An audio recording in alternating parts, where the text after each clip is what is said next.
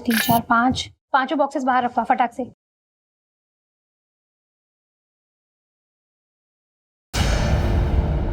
अरे रोहन, ये बॉक्सेस वहां क्यों पड़े हैं? कब से रखे हैं वहां? टैग करना है, लेकर आओ। हाँ हाँ मैम, मैं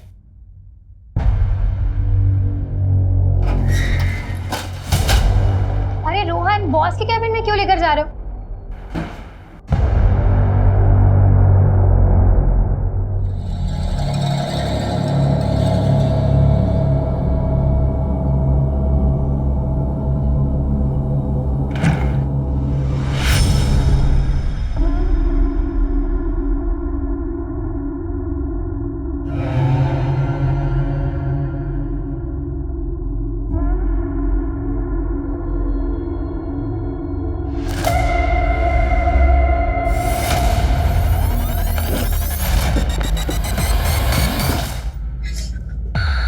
क्या कर रही थी यहाँ?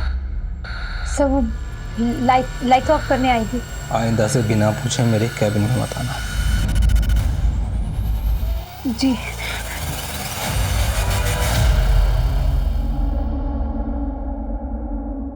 पल्लवी, तुम रो क्यों रही हो?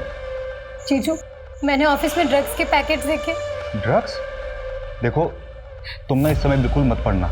तुम्हारा वो जो बॉस है ना प्रशांत, बहुत खतरनाक आदमी है। तुम ऐसा कुछ मत करना, मेरी मानो, कुछ मत करना तुम। मुझे बहुत डर लग रहा है जीजू। तुम डरो मत, मैं हूं ना तुम्हारे साथ। मैं तुम्हें कुछ नहीं होने दूंगा। अपनी हद में रह।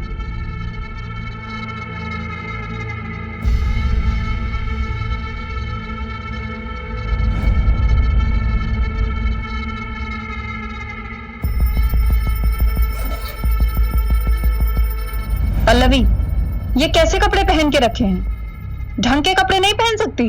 दीदी, मुझे समझ नहीं आता कि औरतों की ऐसी क्या मजबूरी होती है कि पति की इतनी बड़ी गलतियों को बस ऐसे ही इग्नोर कर देते हैं। ठीक है, छोटे कपड़े पहने, स्किन दिख रही है, इसका मतलब ये नहीं है कि इनविटेशन मिल गया कि चाहे जब आओ और चांस मारो। अच्छा मेरी बात सुन, ये क्या कर रही है तू? मैं जा रही हूँ। कहाँ जा रही है? अपने एक दोस्त के यहाँ कुछ दिन वहीं रहूंगी और उसके बाद रेंट पर शिफ्ट हो जाऊंगी। सुन, ना तो तू कहीं जाएगी और ना ही अपने बॉस के खिलाफ कोई कंप्लेन करेगी। मैं जा रही हूँ और बाकी सामान बाद में लेकर जाऊंगी। आप सोचिए ना दीदी, जो आदमी आपके घर में रहकर आपकी बहन की इज्जत पे हाथ डाल सकता है, वो बाहर जाकर क्या कुछ नहीं करता होगा। अरे मैं तुम्हें छोड़ दूं कहीं? Thank you. क्या एटीट्यूड है इस लड़की में।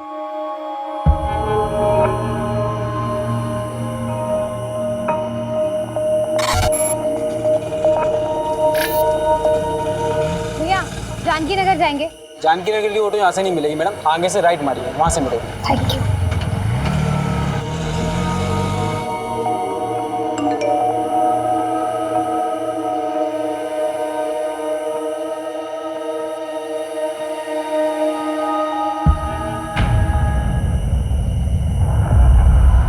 जरा सी भी आवाज निकाली ना तो जान से मार डालूंगा।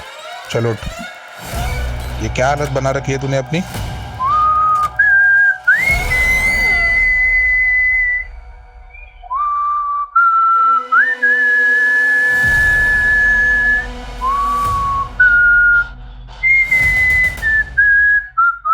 क्या कर रही हो ये सब? प्लीज मुझे जाने दो, प्लीज।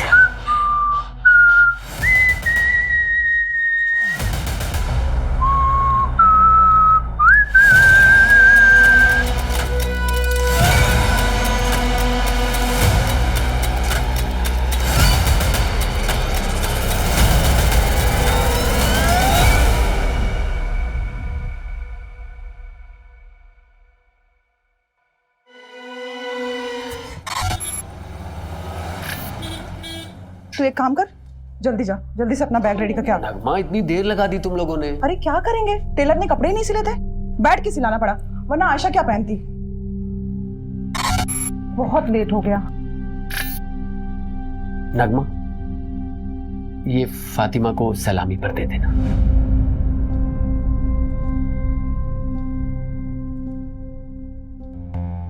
आमिर, ये तो बहुत महंगा लग रहा है, इसकी क्या जरूरत थी? हम उनको तोहफे में बहुत सारे कपड़े दे रहे हैं ना। नगमा, तुम्हारी खाला ने हमारे निकाह पर बहुत कीमती सेट दिया था, इतना तो करना ही चाहिए ना। कम से कम तुम उनके ताने सुनने से बच जाओगी। आमिर, लेकिन आगे आयशा का बोर्ड का एग्जाम है, इतने सारे खर्चे हैं, और वैसे भी शादी में बहुत खर्चा हो चुका है। मैं मैनेज करूंगा, तुम टेंशन मत लो। उज्जैन जाना है कि नहीं जाना? चलो जल्दी करो।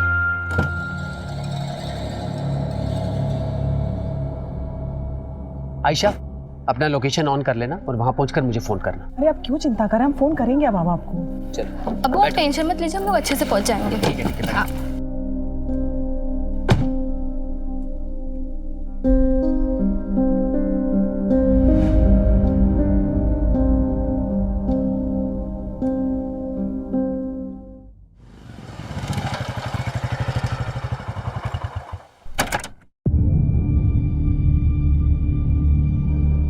अर्जुन, कल से काम पर मत आना, आकर अपनी सैलरी ले लेना। क्या हुआ आमिर भाई, सब ठीक तो है? एक हफ्ते में दूसरी बार कंप्लेंट आई है तुम्हारी। वो तो तुम्हारी बीवी पेट से है, इसलिए मैंने पिछली बार माफ करवा दिया था, पर अब मैं कुछ नहीं कर सकता। कोई दूसरा काम ढूंढ लो।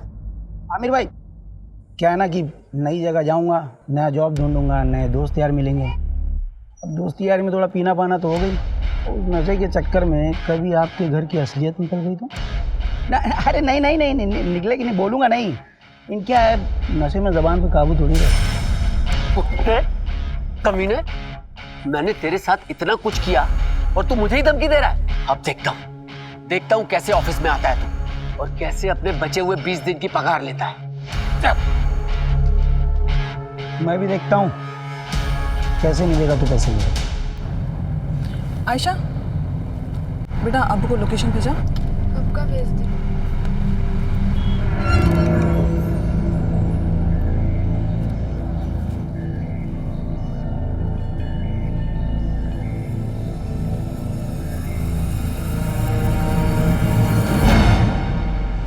एक्सक्यूज मी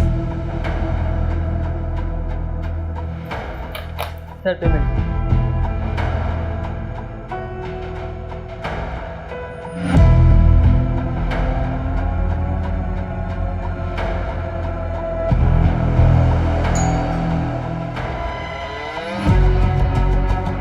कैसी हो रोशनी?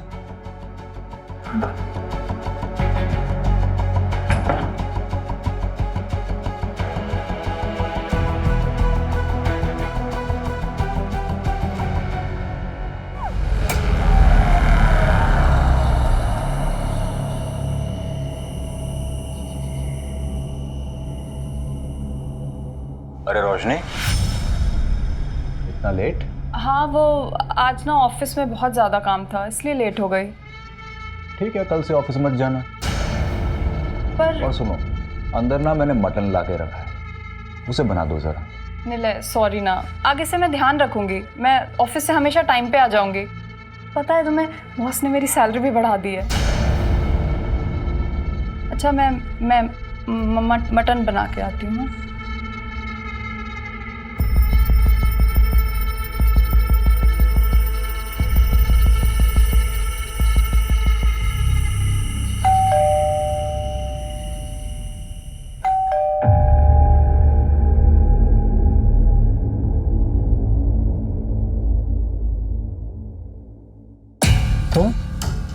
तुम्हारी हिम्मत कैसे हुई यहाँ आने की? यहीं रुको, मैं बताता हूँ तुम्हें।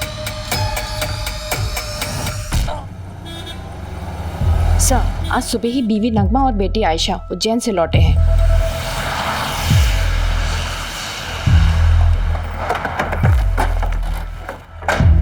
चलो साइड हटो। क्या मिला लगा रखा? चलो हटो यहाँ से।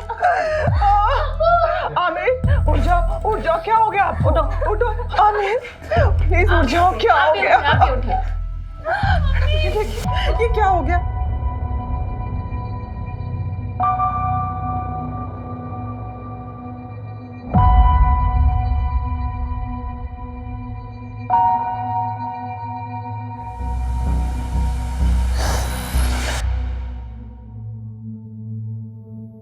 देखिए नगमा जी, मैं जानता हूं कि ये सही वक्त नहीं है, लेकिन इन्वेस्टिगेशन भी जरूरी है। आप हमें बता सकती हैं कि जब आप यहाँ वापस आई तो आपने सबसे पहले क्या देखा?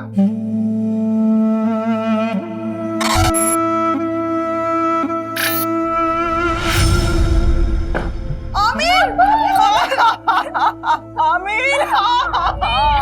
हम जब यहाँ से गए तो सब कुछ बिल्कुल ठीक था। आमिर बहुत खुश थे। पता नहीं किसने ये सब कर दिया। सर, हमारे आने के पहले कुछ मोहल्ले वालों ने यहाँ भीड़ लगा रखी थी, पूरा क्राइम सीन कंटामिनेट कर दिया। ऐसा आई डाउट कि फॉरेंसिक वालों को यहाँ ज़्यादा कुछ मिलेगा। ठीक है, जो कुछ भी पॉसिबल हो उनको बोलो कि एविडेंस कलेक्ट करें। Okay sir.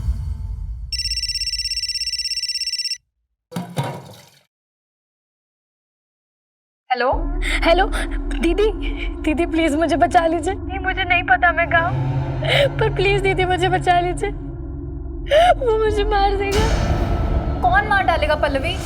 दीदी प्लीज प्लीज।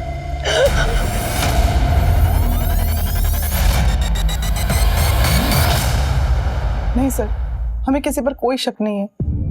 अच्छा, आप लोगों के उज्जैन जाने से पहले आमिर का किसी से लड़ाई झगड़ा हुआ था या फिर आपकी फैमिली में कोई इशू?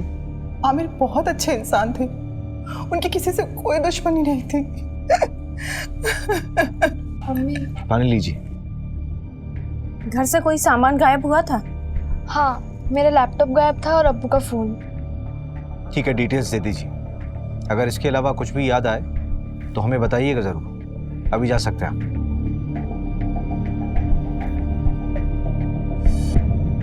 मंजू, इस आमिर का बैकग्राउंड निकालो। Okay sir. आखिर ऐसा कौन हो सकता है जो उससे इतनी नफरत करता हो?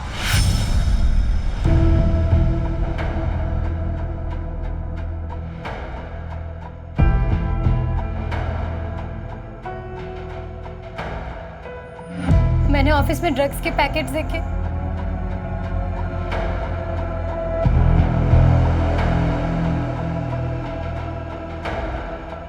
रोशनी? आमिर, रोशनी तुम इतने सालों बाद कैसी हो? क्या बात है, कुछ परेशान लग रही हो। सब ठीक तो है ना? आमिर, मुझे तुम्हारी हेल्प चाहिए। हाँ हाँ बोलो। गुड मॉर्निंग सर, मैं रोशनी वर्मा जॉब इंटरव्यू के लिए आई हूँ। यस, कम इन। आमिर ने बताया था मुझे। फाइल? Yes sir. तो ये तुम्हारी पहली जॉब है? Yes sir. कंप्यूटर नॉलेज है? जी सर, पूरी मेहनत से काम करूँगी। मेहनत से नहीं रोशनी, स्मार्टनेस से काम करना होगा। करोगी ना? जी। आमिर के अकाउंट से एक होटल में रेगुलर पेमेंट्स दिखा रहा है, ऑलमोस्ट एवरी वीक। मैंने उस होटल में फ़ोन किया था तो वहाँ के रिसेप्शनिस्ट ने बताया कि आमिर यहाँ एक औरत के साथ आया करता था और दिए गए आईडी के मुताबिक उस औरत का नाम रोशनी वर्मा है। ये देखिए। इसका मतलब आमिर का एक्स्ट्रा मैरिटल अफेयर था। सर फिलहाल तो ऐसे ही लग रहा है। मैंने उस होटल की सारी सीसीटीवी फुटेजेस मंगा ली है। ये देखिए सर, ये वाली फुटेज, ये मर्डर के 2 दिन पहले की है।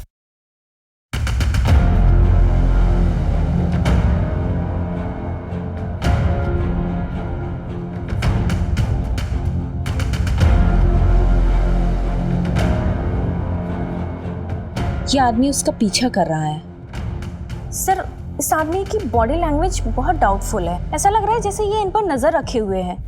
मैंने इसकी फोटो सर्कुलेट करवा दी है सर। गुड। हेलो। आमिर को उसकी बीवी ने मारा है। कौन बोल रहा है? फिर से बोलिए आप। आमिर को उसकी बीवी ने मारा है। लेकिन नगमा अपने हस्बैंड को क्यों मारेगी? हेलो। फिर से लगाओ। The number you are trying to call is currently switched off. एक ऐप है, मैं लोकेशन चेक करता हूँ। जल्दी करो।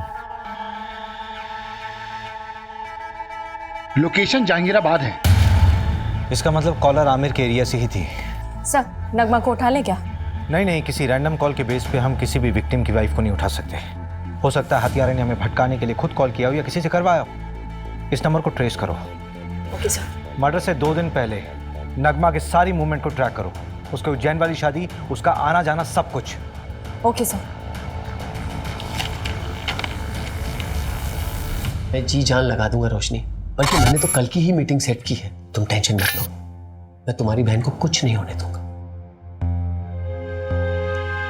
आमिर, अपना ध्यान रखना, प्रशांत बहुत खतरनाक है। तुम मेरी फिक्र मत करो रोशनी।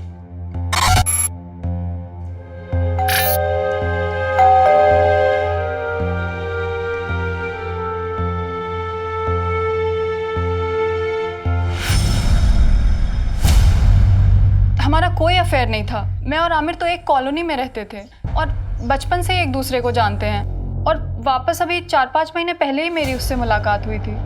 ये चोट कैसे लगी? क्या हुआ है? कुछ नहीं मैम, वो किचन में काम करते टाइम लग गया। तुमने कहा कि आमिर सिर्फ तुम्हारा दोस्त था, बचपन का दोस्त, तो फिर होटल में क्यों मिलते थे? क्या हुआ रोशनी? ये पुलिस क्यों आई है? वो आमिर का मर्डर हुआ है, उसी सिलसिले में पूछताछ करने के लिए आए हम लोग। कौन आमिर? वो मेरी कंपनी में सिक्योरिटी एजेंसी का सुपरवाइजर था। हाँ तो ये तुमसे पूछताछ क्यों कर रहे हैं? देखिए ये वहाँ ना 9 से 6 जॉब करने जाती है, रिश्तेदारी निभाने नहीं। तुम कभी मिले हो आमिर से? मैं क्यों मिलूंगा? आप लोग बात किसके बारे में कर रहे हैं मैं तो ये तक नहीं जानता। अच्छा, ये देखो, कुछ याद आया? चल आने चल। सर मैंने कुछ सब याद कराता हूँ, चल। अरे मेरी कोई गलती नहीं, मुझे क्यों लेके जा रहे हो? अरे मैंने कुछ नहीं किया, छोड़ो मुझे। सर मैंने आमिर का मर्डर नहीं किया है। अगर तूने आमिर का मर्डर नहीं किया तो तूने झूठ क्यों बोला कि तू आमिर को नहीं जानता? तो क्या सच बोलता? क्या आमिर मेरी बीवी के साथ होटल में जाता है? क्या करते आप लोग? सहानुभूति देकर छोड़ देते? नहीं ना। वैसे आमिर का मर्डर हुआ कभी है? 23 तारीख को। 23 तारीख को तो मैं यहाँ था ही नहीं, मैं तो इंदौर में था अपने दोस्त के यहाँ। चल नंबर बता तेरे दोस्त का। लिख लीजिए नंबर, लेकिन फोन नहीं लगेगा उसका। क्यों? क्योंकि वो दुबई चला गया है।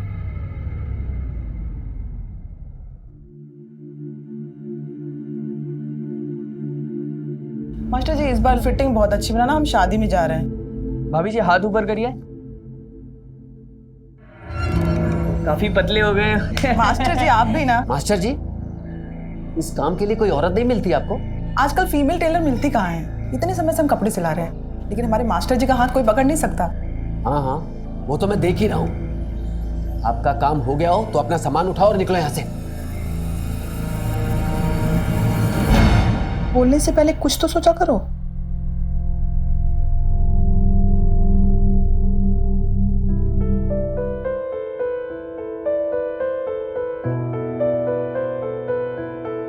हैप्पी बर्थडे नगमा। अभी तक नाराज हो नगमा? प्लीज मुझे माफ कर दो। और वो जो टेलर मास्टर के सामने आपने किया, वो क्या सोच रहे होंगे वो? अच्छा तो माफी से काम नहीं चलेगा तो मुर्गा बन जाता हूं मैं। अच्छा बस, अब ज्यादा नौटंकी करने की जरूरत नहीं है, चलो उठो। Happy birthday to you, happy birthday to you.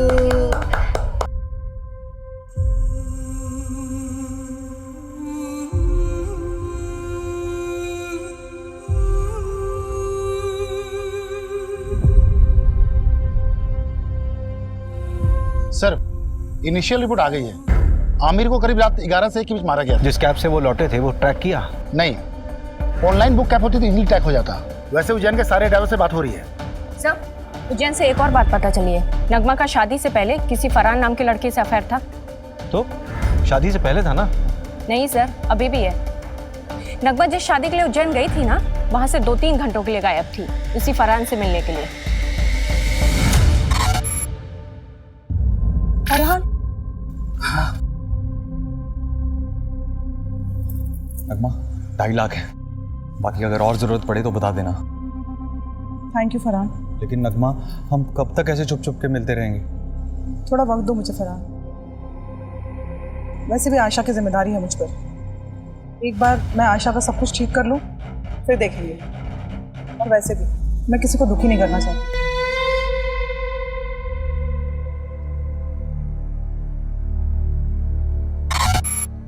तो ठीक है,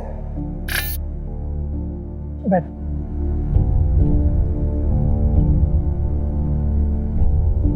आयशा, मैं क्या कह रहा था कि हमें ना आंटी से बात कर लेनी चाहिए। देख, अभी अब्बू तो नहीं रहे ना, और मेरे घर वाले भी उंगली उठाएंगे, तो उससे पहले हमें शादी कर लेनी चाहिए ना।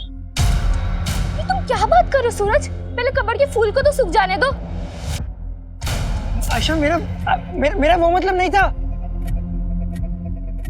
पुलिस? अम्मी, अम्मी फिर से पुलिस वाले क्या करने आए यहाँ? ये तलाशी ले रहा है। उस दिन पे जाए तो उन्हें कुछ नहीं मिला था, आज क्या मिलेगा नया उन्हें? रवि, हाँ पोस्टमार्टम और फोरेंसिक रिपोर्ट देना। ये लीजिए। सबसे पहले आमिर के सर पर वार किया गया किसी हैवी ऑब्जेक्ट से। उसके बाद 12 बार चाकू से स्टैब किया गया उसे। और दरवाजे पर कोई फोर्स एंट्री के निशान भी नहीं थे। इसका मतलब यह है कि आमिर ने दरवाजा खुद खोला था। ये कांड किसी एक का नहीं बल्कि 2 लोगों का किया हुआ है। किलर के साथ कोई और भी था। सर, लेकिन आपको ये क्यों लगता है कि वो 2 लोग थे? ये रिपोर्ट देखो मंजू, इसमें साफ दिख रहा है कि आमिर की मौत सर पे चोट लगने से और उसके शरीर में चाकू मारने से हुई, राइट? हाँ। लेकिन इन दोनों ही चोटों का फोर्स और इम्पैक्ट बिल्कुल अलग है। देखो,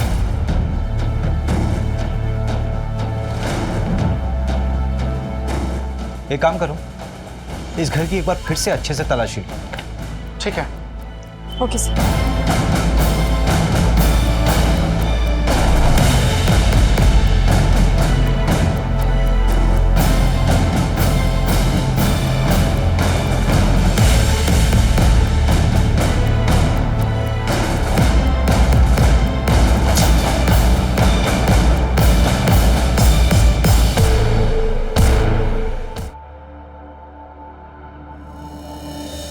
मैंने कुछ नहीं किया, आप मेरी बात तो सुनो।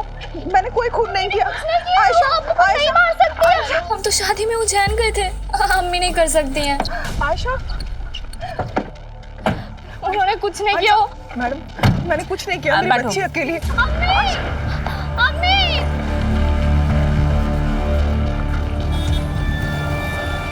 सर, ये नगमा तो अभी तक कुछ काम का बोली ही नहीं है। बोलेगी। एक बार चाकू की फोरेंसिक रिपोर्ट तो आने दो। आखिर ये चाकू उसी के घर से बरामद हुआ था ना, उसी की अलमारी से। Yes sir. रवि भाई, तुम कहाँ बिजी हो? ये फाइल आमिर के घर से मिली थी, वही पढ़ रहा था। इसमें एक एफआईआर कॉपी है। 4 महीने पहले रोशनी ने न्यू मार्ग थाने में एक एफआईआर दर्ज करवाई थी अपनी सगी बहन के किडनैपिंग। किडनैपिंग? स्ट्रेंज। इसका मतलब है रोशनी 2 विक्टिम से जुड़ी हुई।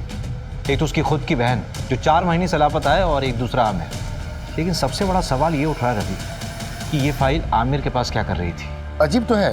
ये देखिए, इस फाइल में ना कई सारे एड्रेसेस हैं, और ये फोटो देखिए आप।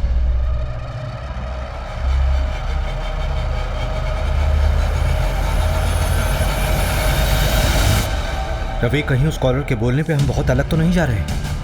हम नगमा से पूछताछ कर रहे हैं और मालूम चले कि केस कुछ और ही। एक काम करो, रोशनी को थाने बुलाओ। और सर, एक गार्ड के बारे में पता चला है, उसका नाम अर्जुन है। वो आमिर के अंडर काम करता है। उसका आमिर से झगड़ा भी हुआ था। मैंने कांस्टेबल सिन्हा को बोल दिया उसे उठाने को।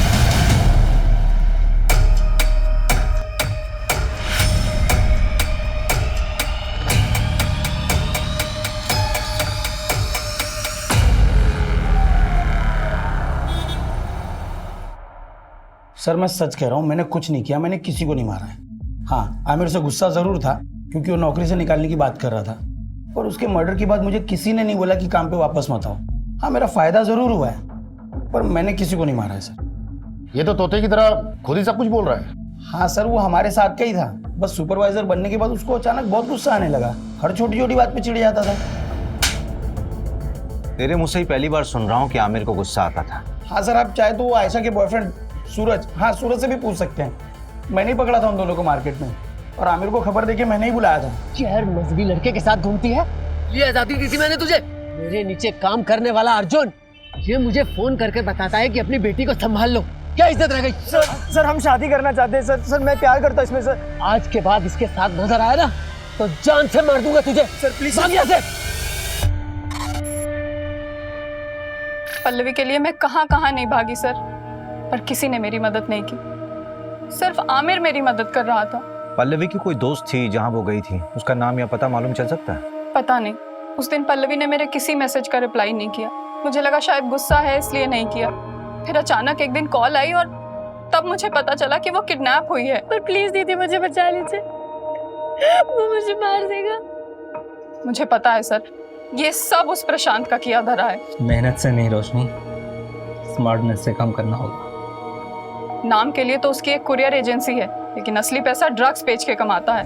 कुरियर बॉक्सेस में ड्रग्स डाला जाता है और लोगों को कुरियर की तरह डिलीवर किया जाता है। और क्योंकि ये सब लोकल डिलीवरी होती है इसलिए कभी चेकिंग में भी नहीं आता। पल्लवी ने ड्रग्स देख लिया था। सब मेरी गलती है सर, मुझे उसे अकेले जाने ही नहीं देना चाहिए था। मेरी मदद तो पुलिस ने भी नहीं की। प्रशांत का नाम तक नहीं लिखा है एफआईआर में। उल्टा मुझसे कहने लगे कि तुम्हारी बहन किसी के साथ भाग गई होगी। हम ढूंढेंगे उसे, इट्स अ प्रॉमिस। तो जब हम तुम्हारे घर आए थे तब क्यों नहीं बताया था ये सब? आमिर, ये देखो, किसी बैंक का अकाउंट नंबर है, SRV बैंक। रोशनी, ये स्विट्जरलैंड का बैंक है। एक मिनट, ये डायरी जहां से उठाई है वहीं रख दो।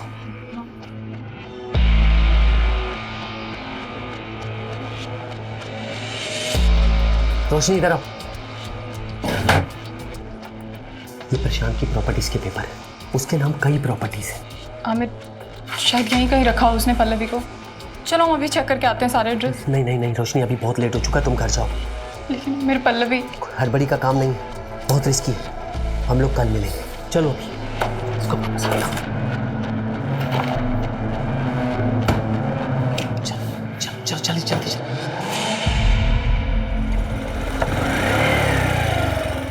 रोशनी, मैंने 3 प्रॉपर्टीज देखी हैं जो काफी टाइम से खाली पड़ी है। उनमें से एक ही है। चलो पहले ये चेक कर लेते हैं।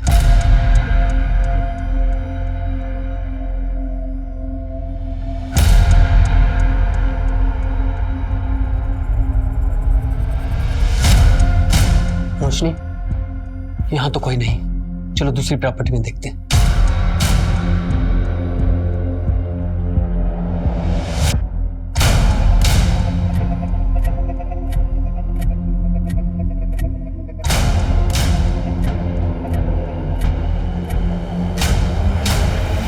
रोशनी, ये जगह सेफ नहीं है। बाकी के एड्रेस मैं कल खुद आके चेक करूंगा, तुम मत आना। अब चलो।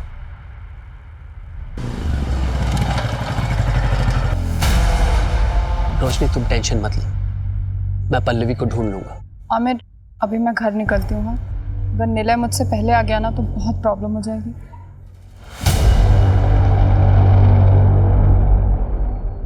मैं बहुत डर गई थी, शायद प्रशांत को सब पता चल गया था और पल्लवी तो अभी भी उसके कब्जे में है। आमिर को भी उसने मरवा दिया। सब मेरी वजह से हुआ है। वो प्रशांत कुछ भी कर सकता है। पता नहीं अब पल्लवी मुझे कभी मिलेगी भी या नहीं। आमिर के अलावा तो किसी को नहीं पड़ी थी उसे ढूंढने की। हम ढूंढेंगे उसे, इट्स अ प्रॉमिस। आप चिंता मत कीजिए, आप जाइए, पल्लवी को ढूंढना हमारी जिम्मेदारी है।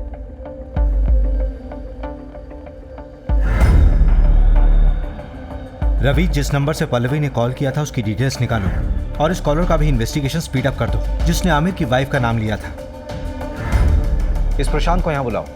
ठीक है, उसे बुलाता हूँ थाने। लेकिन काफ़ी टाइम हो गया, पल्लवी जिंदा मिलेगी मुश्किल लगता है।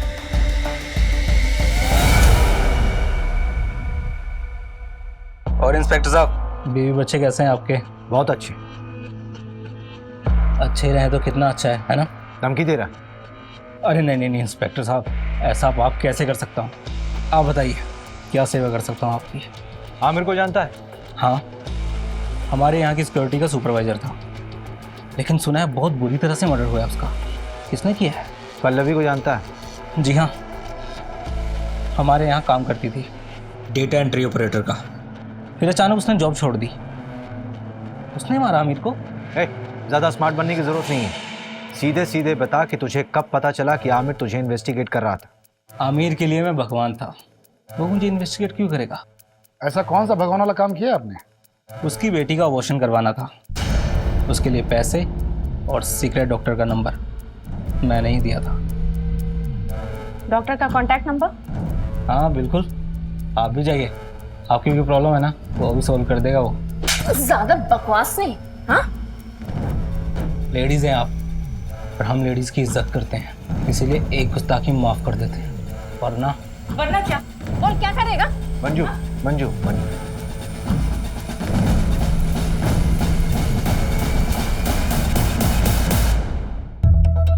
नहीं सर, हमारे यहाँ ऐसा कुछ भी गलत काम नहीं होता।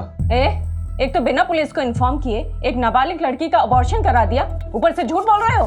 अभी तो सिर्फ तुम्हारा लाइसेंस रद्द करूंगी, अगर और झूठ बोला ना तो सीधा जेल में डाल दूंगी।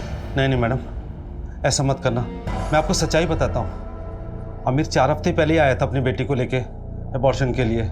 आयशा, अभी तो सिर्फ 2 महीने हुए हैं, अभी तो अबॉर्शन हो सकता है। और आमिर, तेरी बेटी तो अभी नाबालिग है, पुलिस केस हो सकता है। डॉक्टर साहब, मेरे बच्चे की जिंदगी खराब हो जाएगी। वो लड़का इसकी क्लास का है, उसे जब खबर मिली तो वो घबरा गया। डॉक्टर साहब, आप इसका अबॉर्शन कर दीजिए, हमें कोई पुलिस केस नहीं करना। नहीं अब्बू, जो कुछ हो रहा है तेरे अच्छे के लिए हो रहा है। मैं ताने सुन सकता हूँ, लेकिन तू ताने नहीं सुन सकती। छोटे बच्चे की परवरिश करना इतना आसान नहीं है, खासकर जब उसका बाप उसके साथ ना हो।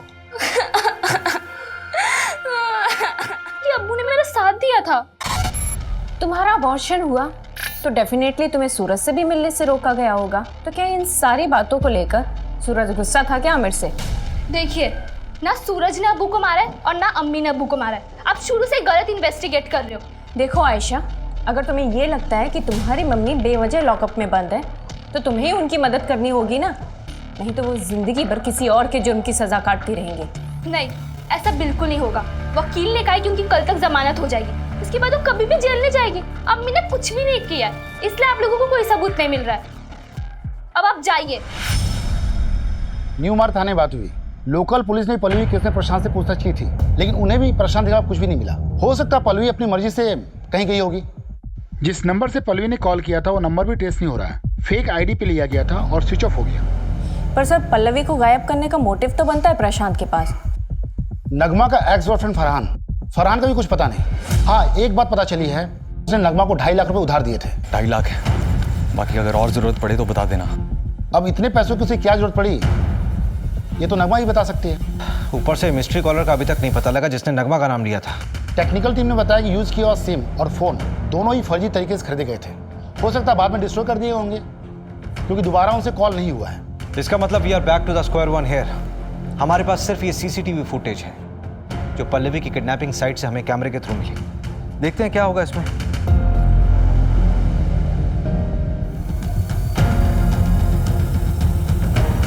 इन दोनों ऑटो वालों से भी न्यू मार्ग पुलिस ने बात की थी। पल्लवी ने यहीं पे उन 2 ऑटो वालों से बात की थी। इसी कैमरे का फुटेज देखा था ना हमने। हाँ, फुटेज के मुताबिक पल्लवी ने यहाँ से राइट लिया हो, लेकिन आगे तो कॉलोनी का एंड हो रहा है, आगे का पूरा रास्ता सुनसान है। पल्लवी यहाँ से कहाँ गई होगी? यहाँ से सीधे कुछ दूरी पर एक बहुत बड़ी फैक्ट्री है जो अब खंडर बन चुकी है, वहाँ चलकर देखे क्या? चल।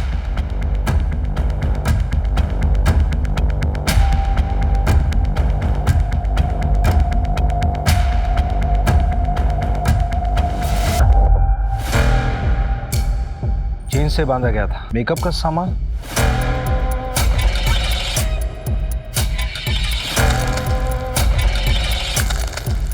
ये न्यूज़पेपर 3 हफ्ता पुराना है, इसका मतलब कम से कम 3 हफ्ता पहले कोई यहाँ होगा। कहीं किडनैपर्स ने पल्लवी को यहाँ तो नहीं रखा होगा। सबसे पहले तो ये पता करो कि प्रॉपर्टी किसके नाम पे है। ठीक है, जल्दी। रवि, इंजेक्शन।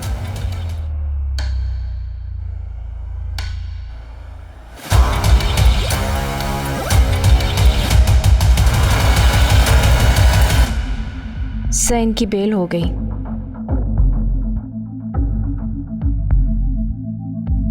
मेडिसिन की बाहर की लिस्ट आई है। कोई लीड मिला प्रशांत से कनेक्टेड? एक लीड है, नाम देखकर आप हैरान हो जाएंगे।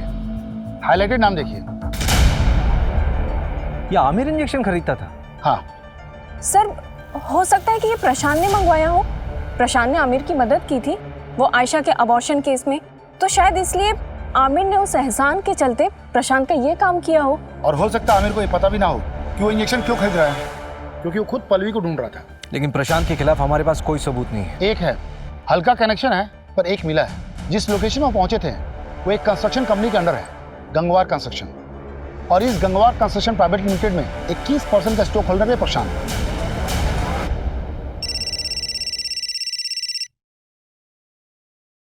हेलो, गाड़ी में बैठो।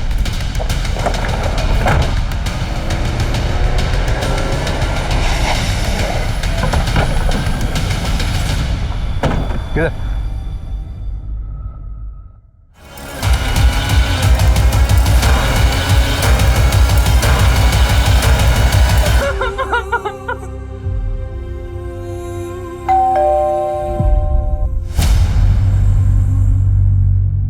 आप लोग फिर से? इस बार तुम्हें बेल नहीं होने वाली। चाकू की फोरेंसिक रिपोर्ट आ गई है, तुम्हारे फिंगरप्रिंट्स मैच हुए हैं। फोरेंसिक रिपोर्ट के मुताबिक इस चाकू में जो खून मिला है उस खून में हीमोग्लोबिन लेवल कम है और ब्लड क्लॉट थोड़ा ज्यादा। तो ये जो खून इस चाकू में मिला है वो विक्टिम के मर्डर के कम से कम 24 से 48 घंटे बाद का है। मतलब पोस्टमार्टम के बाद का ब्लड है। आमिर को उसकी बीवी ने मारा है।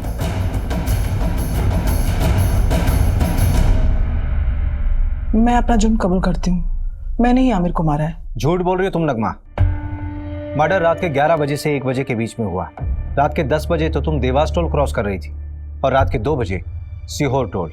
इसका मतलब ये हुआ कि जब मर्डर हुआ उस वक्त तुम रास्ते में थी और करीब 3:30 बजे तुम घर पर वापस लौटी।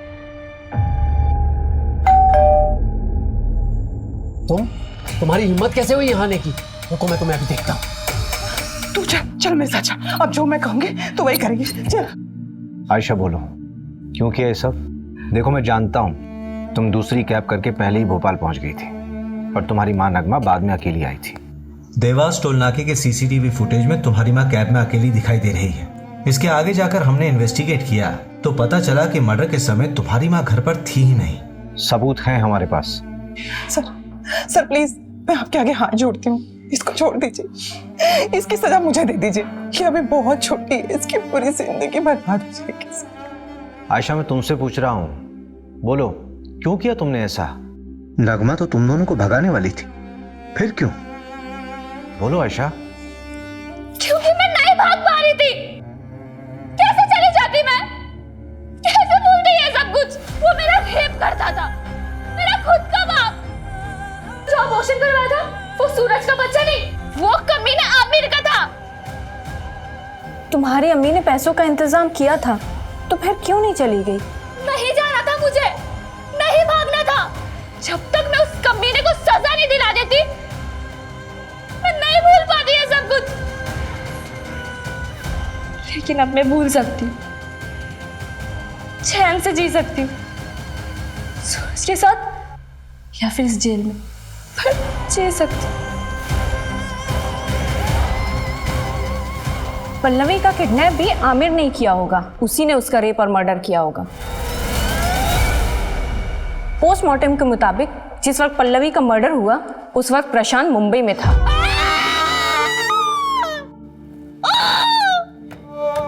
जिस तरह से इस केस में आरोपी खुद इस केस का सबसे बड़ा पीड़ित साबित हुआ है और पीड़ित इस समाज का सबसे बड़ा दरिंदा, उसको देखते हुए इस केस को रेयर ऑफ द रेयरेस्ट की श्रेणी में रखना गलत नहीं होगा। सारे सबूतों के बिना पर आमिर मलिक मर्डर केस में ये juvenile justice board Ayesha Malik को 3 महीने की सजा सुनाती है और इस दौरान वो जमानत की अर्जी भी लगा सकती है। सब inspector Sandeep Gavai, PSI at Belkadi police station. Sir वो टॉपर थे स्टाफ सिलेक्शन में, ईमानदार एंड ऑनेस्ट मैन। बॉडी कब मिली? सकाळी 7:30 के आसपास। सुनसान सड़क थी सर। लोकल पुलिस का कहना है कि हिट एंड रन केस हो सकता है।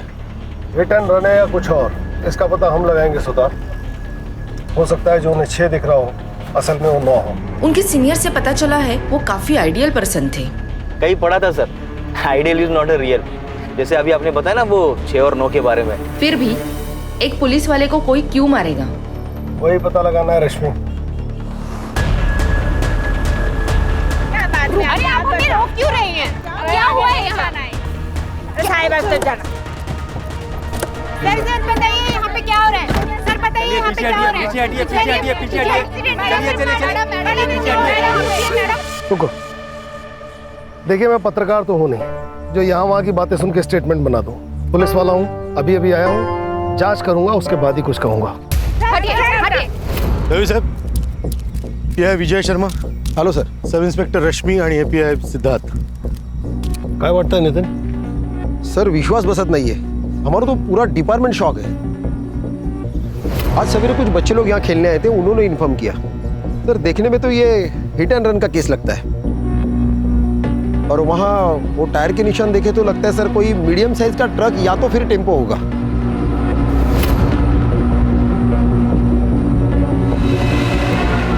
ये हिट एंड रन नहीं, मर्डर है. हिट एंड रन के केस में बॉडी पे अक्सर ऐसे टायर के मार्क्स नहीं होते. हिट एंड रन के केस में अक्सर बॉडी पार्ट जैसे ब्रेन, हार्ट, रीढ़ की हड्डी ये डैमेज होता है. इसे किसी ने यहाँ लिटाया है और उसके बाद इस पे ट्रक चलाया है. सर बहुत ही बहरे में से मारा है. ठीक से चेक करो इसे. रश्मि, इस केस से जुड़े सारे डिटेल्स चाहिए और संदीप के पर्सनल डिटेल्स भी. जलगांव के बेलकड़ी गांव पुलिस चौकी के PSI संदीप गवई की बेरहमी से मौत हो चुकी है. सड़क से मिली. पुलिस वाले को कौन मार सकता है?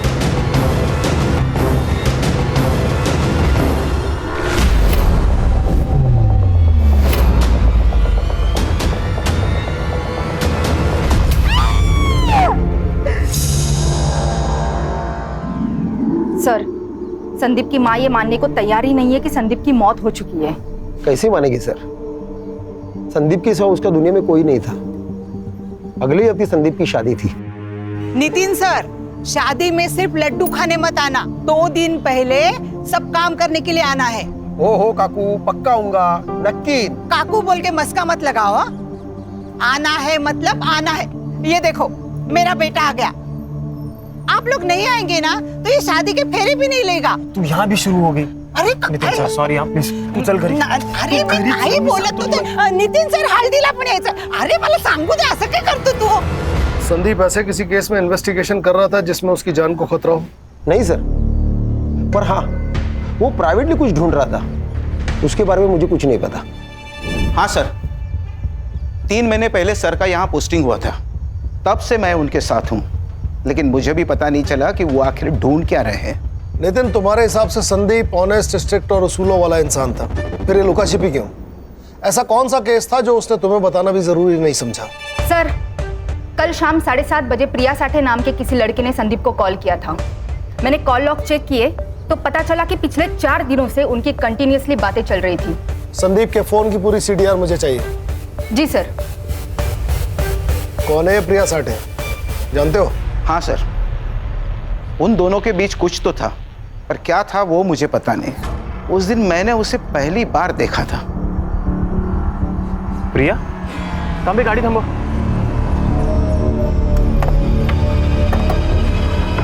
प्रिया,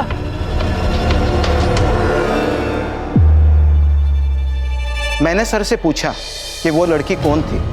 तभी उन्होंने मुझे बताया कि वो उनके कॉलेज की पुरानी फ्रेंड थी. लेकिन दूसरी बार जब मैं ड्यूटी खत्म करके घर जा रहा था,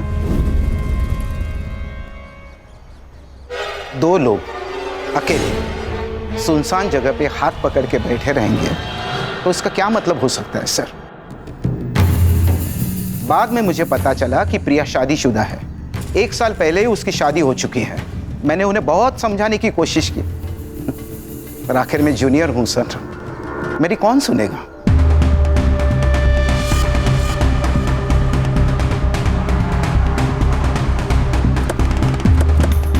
तुम्हारा संदीप के साथ क्या रिश्ता था? हम कॉलेज के दोस्त थे. कॉलेज के बाद किसी से कांटेक्ट नहीं था. हम दोनों भी अभी कुछ हफ्तों पहले ही मिले थे. तुम्हारे पति को पता है तुम्हारे और संदीप के बारे में? नहीं, मैंने उन्हें कभी नहीं बताया. क्यों? क्योंकि मुझे जरूरी नहीं लगा. संदीप और मैं दोस्त है, इससे आप लोगों को क्या प्रॉब्लम है? मैडम, जब दोस्त का मर्डर हो जाएगा तो सवाल उठेंगे और प्रॉब्लम भी होगी. लेकिन मुझ पर क्यों? हो सकता है कि आप दोनों का रिश्ता दोस्त से बढ़कर था और आप दोनों के इस रिश्ते के बारे में आपके पति मकरंद को इस बात का पता चल गया और उसने गुस्से में आकर संदीप का खून कर दिया. ये आप क्या बोल रहे हो? धोखा अक्सर मतलब पूरा होने के बाद ही दिया जाता है. ऐसा कौन सा मकसद था मैडम जो संदीप ने पूरा कर दिया था? बंद कीजिए ड्रामा. संदीप मेरे भाई की तरह था. तो आपके भाई साहब के बारे में आपके पतिदेव को आपने क्यों कुछ नहीं बताया? क्यों सब छुपा के रखा? मुझे काहीतरी होतच ना। ऐसा कुछ नहीं है, मकरंद से मैं प्यार करती हूँ और हम दोनों खुश हैं। करता क्या है ये मकरंद? जी, उनका दाल चावल का होलसेल का बिजनेस है और उसी सिलसिले में उनका जलगांव जाना होता है। मोबाइल नंबर दीजिए उनका। सर, मुझे तो लव ट्रायंगल की बू आ रही है। लव ट्रायंगल में किसी एक का मरना तय है, ये तो इतिहास में लिखा हुआ है। सुतार, इस मकरंद और संदीप के बारे में सारी डिटेल पता करो, और रश्मि, प्रिया के बारे में सब पता करके बताओ। सर, ये प्रिया तो डॉक्टर राजा आठवले की बेटी है। कौन है डॉक्टर राजा आठवले? सर, कहने को तो ये डॉक्टर है, लेकिन लोग इसे देव मानुस कहते हैं। आरटी एक्टिविस्ट है, लोगों की काफी मदद करता है, लेकिन सर पुलिस से इसकी नहीं बनती, क्योंकि इन्हें हर पुलिस वाला बिका हुआ और करप्ट लगता है।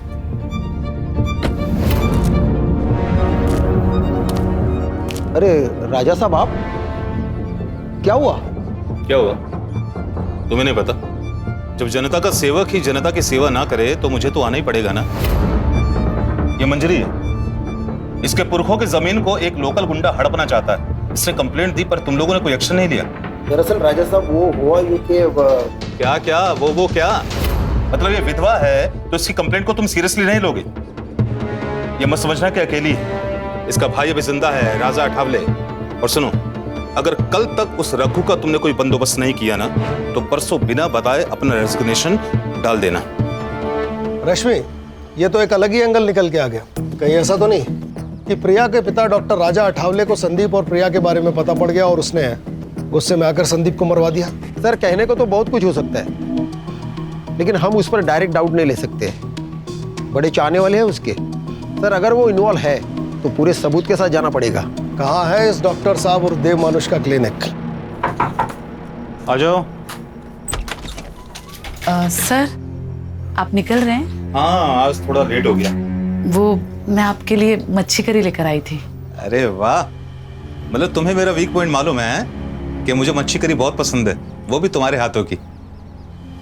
तो ठीक है, थोड़ा लेट और सही। एक काम करो, तुम प्लेट्स लगाओ, मैं हाथ धो कर आता हूँ, ठीक है?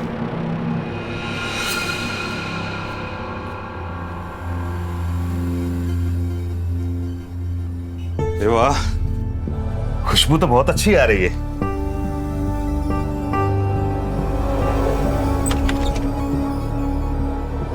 अरे भाई को आना, देख रुक्मिनी फिश फ्राई से लेकर आई है। ताई, या ना, मैं आपके लिए भी प्लेट लगाती हूँ। रहने दो रुक्मिनी, इतने प्यार से जिनके लिए लाई हो उन्हीं को खाने दो, कहीं कम ना पड़ जाए। क्या बोले जा रही हो, पागल हो क्या? आप क्यों भूल जाते हैं कि आपका एक घर है, बीवी है, परिवार है जो आपके लिए वेट कर रहा है, पर आप हमारी परवाह किए बगैर यहाँ एक पराई औरत के साथ खाना खा रहे हैं। सर, मैं आती हूँ।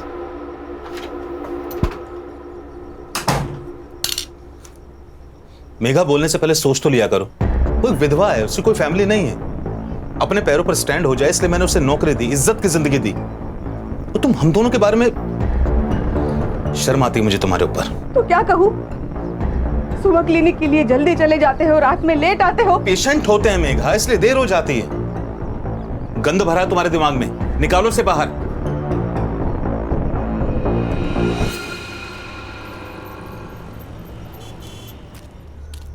संदीप, संदीप! अरे ताई, तुम्हें इथे क्या हुआ? तांबे भाऊ आपके सर आज भी टिफिन भूल के आए हैं। मैं उनकी पसंदीदा भिंडी बनाई थी, वो लेके आई हूँ। कहाँ है संदीप? वो ताई, वो अभी पेट्रोलिंग के लिए गए। तो एक काम करो तांबे भाऊ, उसको फोन करके बुला लो। मैं तब तक खाना लगाती हूँ। फोन नहीं लग रहा काकी, आप खाना रख दीजिए, मैं उसे बता दूंगा। फोन नहीं लग रहा है? ठीक है बड़े साहब, आप ना उसे याद से खाना खाने के लिए बोल देना, अब भूल जाएगा नहीं तो। तांबे भाऊ, खीर खाई। सर, आपने झूठ क्यों बोला? उन पर क्या बीत रही है इसका अंदाजा हम नहीं लगा सकते। कभी कभी दिल से भी सोचना पड़ता है। सर, संदीप के पहले और कुछ अभी के केसेस देख रहा था, देखिए क्या आता है। देव मानुस ने मेरा बलात्कार किया है। किसने की है कंप्लेंट? सर, वो तो मालूम नहीं, क्योंकि ये कंप्लेंट शिकायत पेटी में पड़ी थी। लेकिन जिस औरत ने यह कंप्लेंट की वो सामने आई ही नहीं। संदीप सर ही इस केस का इन्वेस्टिगेशन कर रहे थे। राजा साहब को छोड़ दो। अरे उन्होंने कुछ नहीं किया। क्या कहा? किसी ने मेरे खिलाफ रेप की कंप्लेंट की? हाँ। अच्छा, एक काम कीजिए, जिसने कंप्लेंट की है उसको यहाँ पुलिस स्टेशन में अभी बुलाइए। सच का सच और झूठ का झूठ सब क्लियर हो जाएगा। देखिए, हम उसे यहाँ नहीं बुला सकते। सर, बाहर बहुत सारी औरतें आई है, नारे लगा रही है, धमकी दे रही है, इन्हें छोड़ने के लिए कह रही है। सर, मुझे डर लग रहा है कहीं वो औरतें अंदर ना आ जाए। छोड़ो, छोड़ो। राजा साहब को छोड़ दो, उन्होंने कुछ नहीं किया है। ऑफिसर, मेरे पति को सब लोग देव मानुस कहते हैं और आप उन्हीं पर गलत इल्जाम लगा रहे हैं। देखिए, मैं सिर्फ अपना काम कर रहा हूँ। इनके खिलाफ कंप्लेन आई है तो इंक्वायरी के लिए इन्हें यहाँ बुलाना पड़ा। इंस्पेक्टर साहब बिल्कुल सही कह रहे हैं। तुम सभी लोग बाहर जाओ, चलो बाहर जाओ, चलो। इंस्पेक्टर साहब, पूछिए, आपको जो कुछ पूछना है। पूछताछ हुई पर कुछ हाथ नहीं लगा। जिस लड़के ने कंप्लेंट की थी वो सामने आई ही नहीं और फिर केस बंद हो गया। क्या करें सर, इस शहर के आधे लोग डर की वजह से कंप्लेंट ही नहीं करते। ये भी तो हो सकता है कि तुम जैसे डर कह रहे हो हालात वही हो। लेकिन सर, ये भी तो हो सकता है कि वो कंप्लेंट ही झूठी हो। मेरा मतलब है, हर अच्छा काम करने वाले आदमी के दुश्मन भी बहुत सारे होंगे। और सर, आजकल तो हर कोई लड़की ये कहती है कि मेरा रेप हुआ है। क्या बात कर रहे हो सिद्धार्थ? कोई लड़की ऐसा झूठ नहीं बोल सकती, उसके लिए बहुत बड़ी बात है। रश्मि मैडम, फेक एलिगेशंस के कितने केस आते हैं हमारे पास, और इन लड़कियों के फेक एलिगेशंस की वजह से कितने ही लड़कों की जिंदगी बर्बाद होते हुए देखी मैंने अपनी आंखों से। इसका मतलब है हर लड़की झूठी है? मैंने ये तो नहीं कहा ना, मैंने तो बस इतना कहा कि हर लड़की सच्ची नहीं होती। बस देखो, तुम ज्यादा बस साला हर जगह शुरू हो जाते हो। जब से इंक्वायरी शुरू हुई है तब से इस देव मानुस का नाम दूसरी बार आया। इसकी और इसके फैमिली की पूरी कुंडली चाहिए मुझे। Yes sir. ये लो। वाओ, कैसे लगे? बहुत खूबसूरत है बाबा। अभी कहाँ खूबसूरत, ये दिखाओ। खूबसूरत तो अब लगेंगे बेटा। अच्छा बताओ, कॉलेज कैसा चल रहा है तुम्हारा? कॉलेज? आई को क्या हुआ? आई, क्या हुआ तुझे? तू ऐसे गुस्सा होकर क्यों आ गई आई? अरे कुछ नहीं हुआ, ये तेरी आई मुझसे गुस्सा। क्या है ना, उसे लगता है कि मैं तुझे टाइम नहीं दे पाता। आई, ये सब बाबा अपने लिए ही तो करते हैं ना, सब इन्हें देव मानुस बोलते हैं, पर मेरे लिए तो मेरे बाबा एकदम सुपर हीरो जैसे हैं। सुनामेगा? शाबाश। तुझे कॉलेज के लिए लेट नहीं हो रहा है? ओ हाँ, मैं बैग लेकर आई। हाँ ठीक है बेटा, जल्दी आना, मैं तुम्हें ड्रॉप कर दूंगा, है ना? वो चले जाएगी। आई, मैं ना आते आते दीदी के घर होते हुए आऊंगी। बाय। चलो बाबा, चलो। हाँ चलो चलो, आओ। चलो मेगा, शाम को मिलता हूँ। देख, तू अच्छे से पढ़ाई करेगी ना, मैं तेरा एडमिशन मुंबई के सेंट मेरी कॉलेज में कराऊंगी। फिर तू मुंबई में रहेगी और वहीं से पढ़ाई करेगी। अरे दीदी, लेकिन उसके लिए तो कितने सारे पैसे चाहिए ना, हम कहाँ से लेंगे इतने सारे पैसे? तो उसकी चिंता मत कर, मैं मैनेज कर लूंगी। बस तू पढ़ाई पे ध्यान देना। और चाहिए? नहीं दीदी, बस हो गया।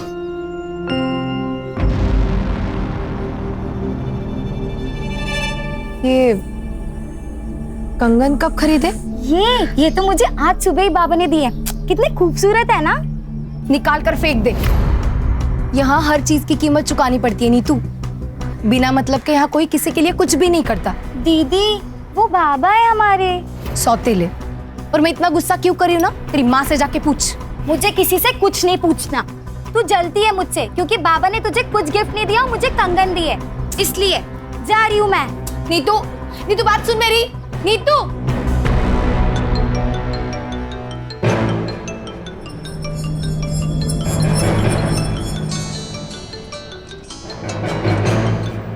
हेलो। देखकर अनदेखा अच्छा कर लेती है तू माँ है या चुड़ैल? शर्म नहीं आती तुझे? प्रिया, तू शांत हो जा। कैसे शांत रहूं आई? पहले बालिया, अब ये कंगन, ये सब किस और जा रहा है ना, सब समझ रही हूँ मैं। देख, तू चुप बैठ। चुप रहकर ही तो सब कुछ सह लिया, लेकिन नीतू ये नहीं सहेगी। अब तो समझ आई, बचा ले अपनी बेटी को।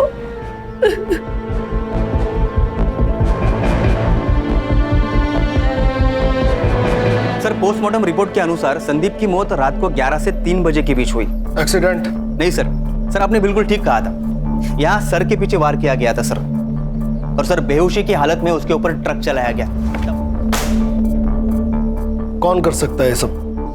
प्रिया, मकरन या फिर डॉक्टर राजा अठावले?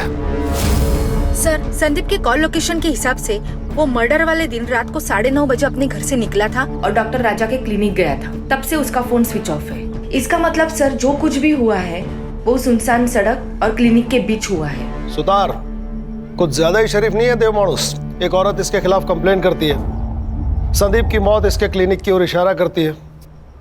सर, ऐसे साधु संत बाबा बहुत देखे हैं मैंने जिंदगी में।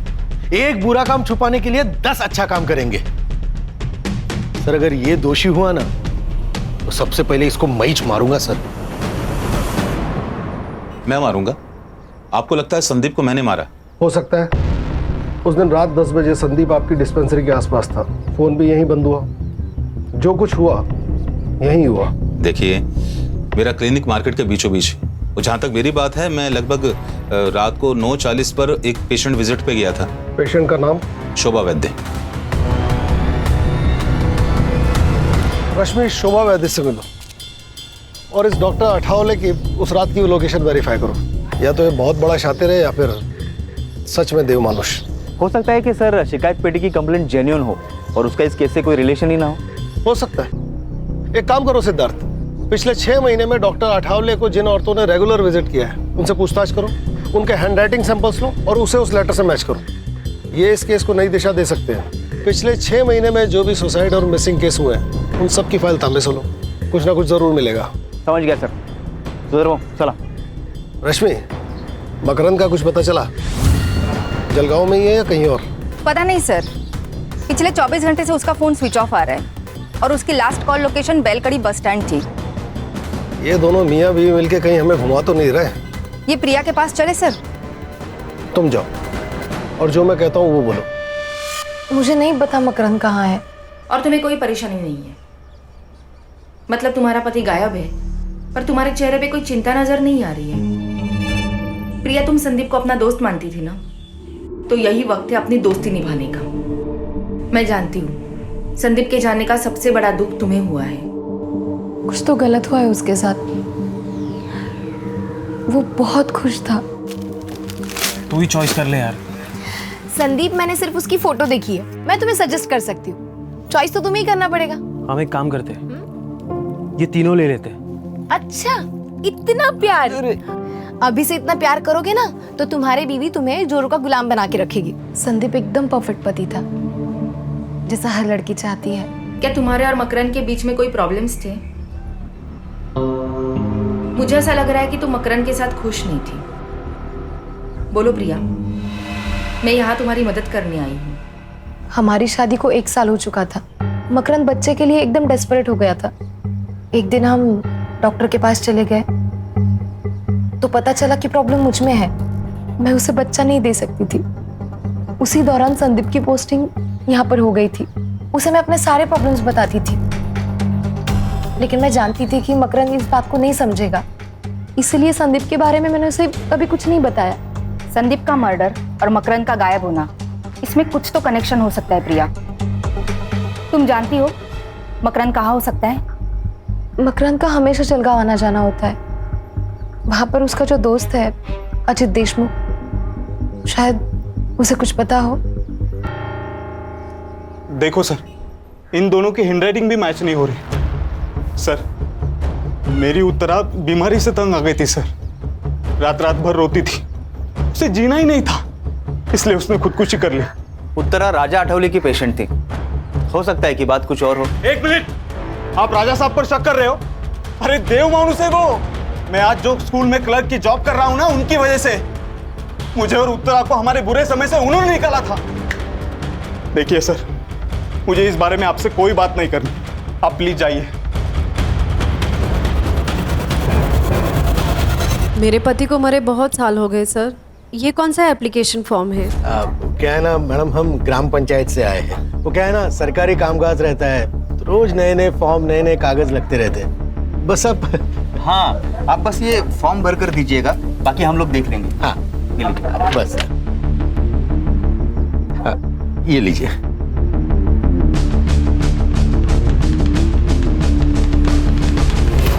सर, मकरंद से बात हुई और वो उसका दोस्त अजित देशमुख, उससे भी बात हुई। वो दोनों साथ में ही थे। मैंने मकरंद को बुला लिया है, कल वो पुलिस स्टेशन आ जाएगा। अरे बैठ ना मकरन. सुधर भाऊ दांड का घ्या जरा आपलं. आलो क्या रे? हाँ? 3 दिवसापासून फोन बंद करून बसलायस. तेरे को क्या लगा तू फोन बंद करके बैठेगा तो तेरे को हम भूल जाएंगे? हाँ, तेरे को पकड़ नहीं पाएंगे. बोल. सच सच बता, क्यों भागा था घर से? क्या करता मैं उस घर में रहकर? मुझे उस प्रिया की शक्ल भी नहीं देखनी थी. उसने धोखा दिया है मुझे और मेरी फैमिली को. मतलब? प्रिया कंसीव नहीं कर पा रही थी, इसलिए हम डॉक्टर के पास गए. स्कैन किया, जब मैंने रिपोर्ट देखी तो मैं पागल हो गया था. इतना बड़ा धोखा. हाँ, तेरे पास यूट्रस ही नहीं है तो बच्चा कैसे होगा? ये क्या कह रहे हो आप? मुझे कुछ समझ नहीं आ रहा है. 2 साल पहले ही तेरा यूटेरस निकाल दिया और तू कहती है तुझे कुछ भी पता नहीं. पागल समझा है मुझे? जानवर हूं मैं जो तेरे बाप ने मेरे सामने ये मांस का टुकड़ा डाल दिया? ना तो पूरी बीवी कहने लायक है, ना पूरी औरत. जो औरत बच्चा पैदा नहीं कर पाए वो औरत कहलाने के लायक नहीं. तो जैसे लोगों के लिए अलग अस्पताल होना चाहिए, इलाज की जरूरत तुझे है. देखिए सर, ये सारी बातें है ना आपकी शहर में ठीक है, लेकिन हमारे यहाँ शादी के बाद अगर बच्चा ना हो तो वो शादी नहीं मानी जाती. अच्छा, तो अधूरी शादी को पूरा करने के लिए अफेयर किया तूने? क्या बकवास कर रहे हो आप? ये सब. अरे सर रहने दीजिए. अरे मैं देखता हूँ ना इसे. अरे बकना आगे और उसके बाद उल्टा जवाब दिया ना, समझ लेना. बताता हूँ. प्रिया से दूर रहने के लिए मैं मेरे दोस्त अजीत के पास सातारा में रहने गया. वहाँ मेरी मुलाकात अजीत की बहन कविता से हुई. हम दोनों एक दूसरे से प्यार करने लगे और हमने शादी करने का फैसला किया. मुझे प्रिया से और प्रिया की फैमिली से कोई दुश्मनी नहीं है. बस मुझे खुश रहना है. तू जानता था संदीप और प्रिया की दोस्ती के बारे में? अगर मुझे उन दोनों पर शक होता तो सबसे पहले मैं प्रिया को मार देता, संदीप को नहीं, क्योंकि प्रिया ने मुझे फंसाया है, संदीप ने नहीं. अगर उन दोनों में कुछ होता भी ना तो सबसे बड़ी खुशी मुझे होती. जान तो छुट्टी उस प्रिया से. ठीक है, जा. और सुन, कितना भी जरूरी काम हो, बेल कड़ी छोड़ के जाने की गलती मत करना. ठीक है सर. मकरन सच कह रहा है. मैंने उसकी जिंदगी खराब की है, लेकिन मुझे सच में नहीं पता था कि मेरा गर्भाशय निकाला गया है. तुम जानती हो ये मुमकिन नहीं है. मतलब तुम्हारा ऑपरेशन हुआ और तुम्हें पता ही नहीं चला? वो मैं प्रेग्नेंट थी. आई वॉज रेप्ड और मेरा बलात्कार करने वाला कोई और नहीं था, मेरा बाप डॉक्टर राजा अठावले. बाबा के गुजर जाने के बाद हमारी हालत बहुत खराब थी. मैं सिर्फ 14 साल की थी और नीता 10 साल की. हमारे खातिर आई ने दूसरी शादी की, लेकिन एक रात मैंने देखा वो डॉक्टर मेरी आई के साथ बलात्कार कर रहा था. एक मिनट, बलात्कार? हाँ, वो आदमी राक्षस से कम नहीं है. सेक्स के लिए पागल है वो. मेरी आई को तकलीफ में देखकर उसे मजा आता था. तुम्हारी माँ को ये सब पता था? हाँ, और फिर भी वो चुप रही. मुझे पता है ये सब बहुत गलत है, पर अगर डॉक्टर साहब ना होते तो हम किसी रोड पे खड़े होते और आता जाता हर कोई तुम्हारी इज्जत से खेलता. यहाँ पे तो बस एक ही भी तुझे पुढे हाथ जोड़ते. किसी से कुछ मत कहना, कुछ मत कहना. फिर 2 साल मेरे साथ ये रोज होता रहा. जब मैं प्रेग्नेंट हुई तो आई ने मेरे अबॉर्शन के साथ मेरा गर्भाशय में निकलवा दिया. और ये बात मुझे मकरन से पता चली. बहुत गुस्सा आया था मुझे. क्यों आई, क्यों? मुझे लगा था शादी के बाद मेरी तकलीफ कम हो जाएगी, लेकिन तूने मेरी शादी भी तोड़ दी. मकरन मुझसे अलग होना चाहता है, मैं क्या करूं? हाँ, फिर से तेरे पास आके रहूं और बार बार तेरा पति मेरा रेप करे? यही चाहती है ना तू? यही चाहती है ना?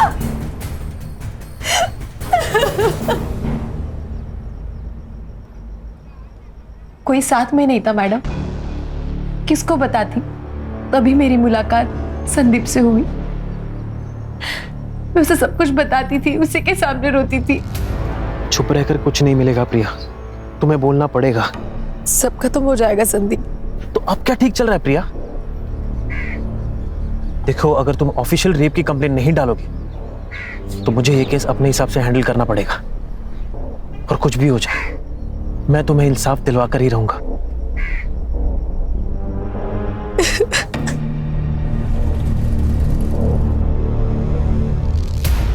वो मुझे इंसाफ दिलाना चाहता था।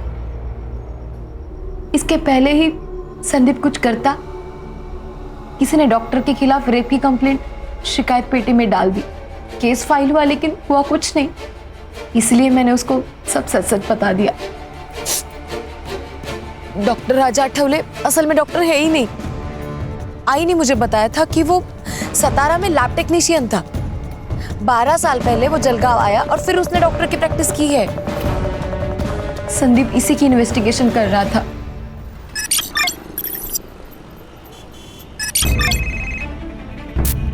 हाँ बोलो सुतार। सर, शिकायत पेटी की हैंडराइटिंग मैच हो गई सर। किसके साथ? शोभा वैद्य, जिससे मिलने उस रात राजा आठवले गया था। कभी कभी ऐसे लगता है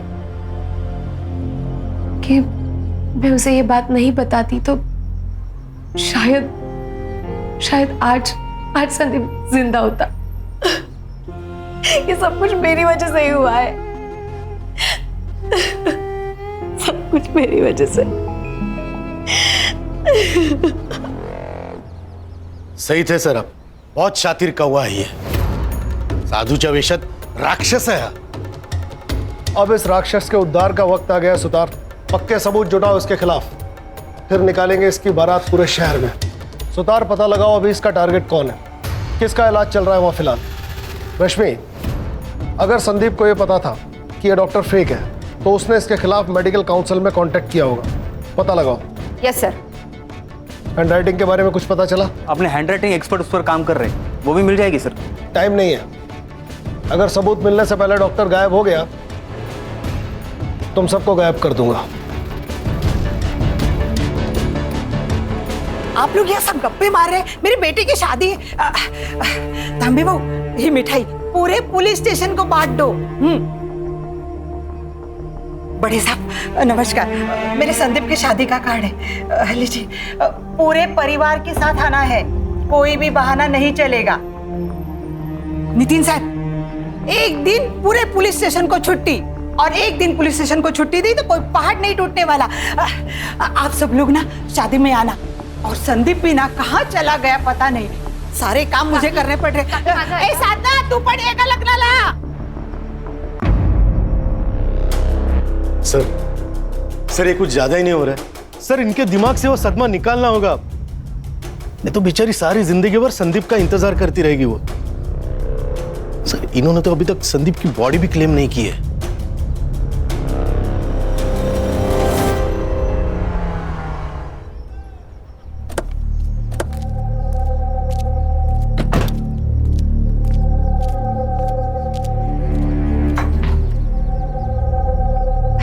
अरे आप सब लोग आ गए, बहुत सारे काम पड़े हैं। मुझे ना खाना बनाने वाले के पास भी जाना है। और तांबे बहू, शादी के दिन आपको ही गाड़ी सजानी है। हाँ, और ना क्या मैं लाल बत्ती की पुलिस की गाड़ी में थोड़ी ना मैं बहू को लेके आऊंगी। आप दोनों को काम करने के लिए आना है। अरे तुम इथे काय उभे आहात? हाँ, ये तो सो रहा है। संदीप का एक्सीडेंट हो गया, वो बच नहीं सका। बड़े सब क्या बोल रहे हैं? ये तो सो रहा है। संदीप अब नहीं रहा काकी, आखिरी बार उसका चेहरा देख लीजिए।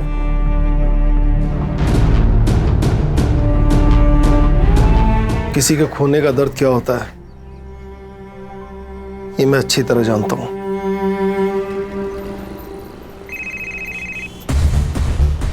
हाँ बोलो सुतार। सर, शिकायत पेटी की हैंडराइटिंग मैच हो गई सर। किसके साथ? शोभा वैद्य, जिससे मिलने उस रात राजा आठवले गया था। तुम्हारी हैंडराइटिंग इस लेटर से मैच हो रही है, जिसमें तुमने लिखा है कि देव मानुस ने तुम्हारा बलात्कार किया है। और उसी देव मानुस ने कहा कि संदीप के मर्डर की रात वो आपके साथ था, आपसे मिलने आपके घर गया था, जबकि आपके फोन की लोकेशन उस रात डॉक्टर के क्लिनिक की थी। और अगर आप क्लिनिक पर थी तो डॉक्टर साहब वहां पर क्या कर रहे थे? सर कुठला आता हाँ? भांडा फूट चुका है, अब सच बोलिए, नहीं तो ना खून का चार्ज लगाकर ये केस इधर ही बंद कर देंगे अब, और आपको बेटे को आपको मिलने के लिए जेल आना पड़ेगा। मैंने कुछ नहीं किया सर, सिर्फ झूठ बोला है मैंने कि उस रात डॉक्टर साहब मेरे साथ थे। उन्होंने मुझे धमकी दी थी, इसलिए मैंने झूठ बोला। तो अब सच बोल दो। एक दिन मेरी तबीयत खराब हो गई थी, मैं डॉक्टर साहब के पास गई। बस सब ठीक, अब तुम्हें आराम ही आराम मिलेगा।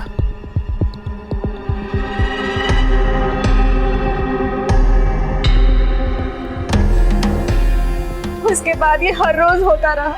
तो तुमने पुलिस स्टेशन आके कंप्लेंट क्यों नहीं की? हमारी हालत बहुत खराब थी, मैं खाने तक को पैसे नहीं थे। डॉक्टर साहब आते, मुझे पैसे देते और उसके बाद मुझे अपने आप से घिन आने लगी। मुझे ये सब बंद करना था सर, इसीलिए मैंने शिकायत पेटी में चिट्ठी डाल दी। तो जब पुलिस आपके दरवाजे आई तो सच क्यों नहीं बोला? डर गई थी सर मैं कि अगले दिन अगर डॉक्टर साहब छूट के आ जाते तो वो मुझे भी मार डालते। मुझे भी? मतलब? उस रात डॉक्टर साहब ने मुझे क्लिनिक बुलाया था, वहां संदीप सर भी आए थे। डॉक्टर का धर्म होता है जिंदगी देना, जिंदगी लेना नहीं। पर ये तू नहीं समझ पाएगा क्योंकि तू डॉक्टर है ही नहीं। इंक्वायरी की है मैंने तेरी, ये जो डिग्रियां लटकाई हुई है ना, सब फेक है। कौन यकीन करेगा रे तेरा? देव माणूस है मैं, देव माणूस। दफा यहां से, तेरा पैसा पहुंच जाएगा स्टेशन में। उसका यूट्रस निकाल दिया ताकि वो फिर से प्रेग्नेंट ना हो पाए। तू देव मानुस नहीं है, तू राक्षस है, राक्षस।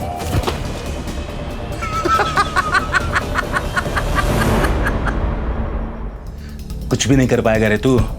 पिछले 12 सालों से खेल खेलता आ रहा है मैं, राजा ठावले, समझा क्या? अगर ऐसा ही है ना तो तुझे जिंदा रखना सबसे बड़ी गलती होगी। क्यों डर रही है? अरे हमारा नहीं है, बेहोश हुआ है बस।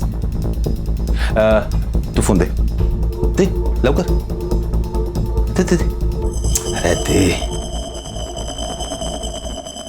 हाँ सुन, राजा बोल रहा हूँ। किसको कॉल किया था उसने? किसको कॉल किया था? पता नहीं, पर बाद में बोला कि घर जाओ। और जब सुबह न्यूज़ देखा तो पता चला उन्होंने संदीप सर को मार दिया था।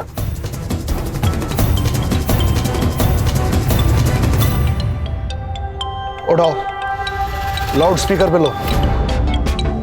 क्लिनिक पर अभी कोई नहीं है, जल्दी आ जाओ अभी तुरंत। चलो उठा के लाते हैं इस देव मानुस को। सर इसको ना मैं ही मारूंगा।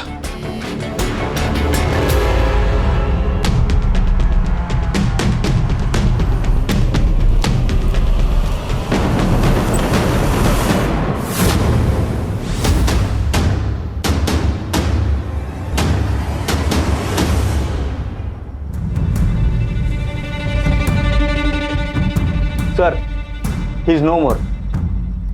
सर लगता है गला घोट के मारा है। अब इसे किसने मार दिया? हर चीज जगह पर है। इसे जिसने मारा है वो जानता था कि शोभा के बयान के हिसाब से संदीप को इन्हीं में से किसी एक ट्रॉफी से मारा गया है। इन ट्रॉफीज को फॉरेंसिक के लिए भेजो Sutar. Yes sir. Sir Raja ने शोभा को कॉल किया था और उसके 2 मिनट बाद इस सेल पर और एक फोन आया था। किसका? मकरंद का। हेलो, ओके ठीक है सर। ये देखिए, राजा ने उस रात शोभा के फोन से मकरंद के दोस्त अजित को कॉल किया था। इस मकरंद के फोन को ट्रेस पे डालो। सुधार, बॉडी को पोस्टमार्टम के लिए भेजो। उस रात राजा ने शोभा के फोन से अजीत को फोन किया। अजीत का फोन मकरंद ने उठाया क्योंकि अजीत और मकरंद दोनों साथ थे और मकरंद यहां उसकी मदद करने आ गया। सर, मकरंद की लोकेशन मिल गई है। चल। ठीक हो?